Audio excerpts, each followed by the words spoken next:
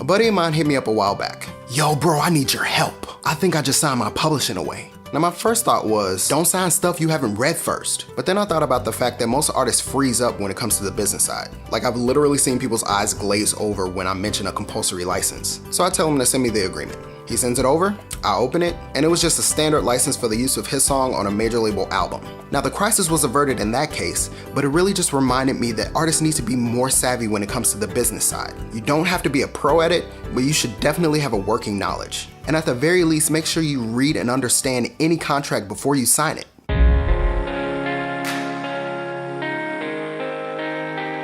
I get it, you're creative. You can't be bothered with paperwork and legalese. Well, if you can't, you better find somebody who can before you perpetuate the starving artist stereotype. See, the music business is just that, a business. It runs on contracts and negotiations and paperwork.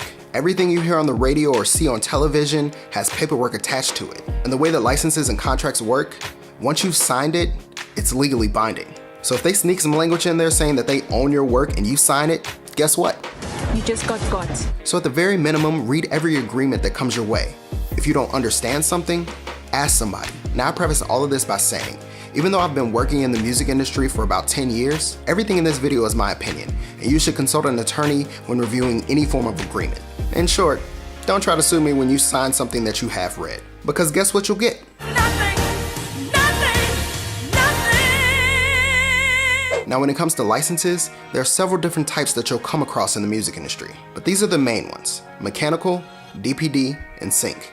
Mechanical licenses are for the use of songs on physical audio products, such as CDs, vinyl, and even cassette tapes are making a comeback, sort of. DPD licenses, which stands for Digital Phonorecord Delivery, are for the use of songs on digital audio product, such as album and single downloads on iTunes, Google Play, and Amazon. For mechanical and DPD licenses, the standard rate in the US is 9.1 cents per song up to 5 minutes. And for songs over 5 minutes, the rate is 1.75 cents per minute. This is known as the statutory rate, and it's set by Congress. Sometimes the party licensing it from you will try to negotiate a lower rate, and in some cases, if the co-writer is the artist, the label will want you to agree to the same rate the artist gets. The choice to accept this reduced rate or not is yours, but if you don't want to lose the placement, you can always accept it on a most favored nations basis. A most favored nations clause in an agreement means that if someone gets a higher rate than you automatically get that rate. Then we have synchronization licenses, which are for the use of songs in an audio-visual format. This is when a song is played in a movie, on a TV show, in a music video, anything that has music synced to a visual. Now while the rates for mechanical and DPD licenses are set by Congress, synchronization rates are negotiated. Sometimes it's a flat buyout, sometimes it's based on back-end residuals, and sometimes it's both. If you're a beginner, you may just get back-end royalties. If you're a heavy hitter and they really want the song, they'll pony up the money for it. It all depends on the type of project they're licensing for, its music budget, and what other music they're trying to get for it. Streaming licenses are also a thing, but I've never actually seen one. So if you come across any of these licenses, take the time to read through it. Most of them lay out what they are in the first paragraph, if not the header. And in a lot of cases, some of these smaller independent companies are using agreements that they found on the internet.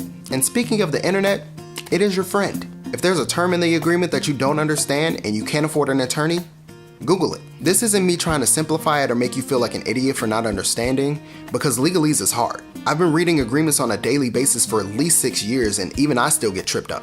But I cannot stress enough, if it's an agreement that you don't understand, get clarity on it. Not everybody is crooked in the music business, but again, that's exactly what it is, a business. If you walk into it blind, you will walk out robbed. Thanks for watching. I hope it was somewhat helpful. For those who have questions about the music industry, I'll be doing a Q&A video in a few weeks, so send your questions over.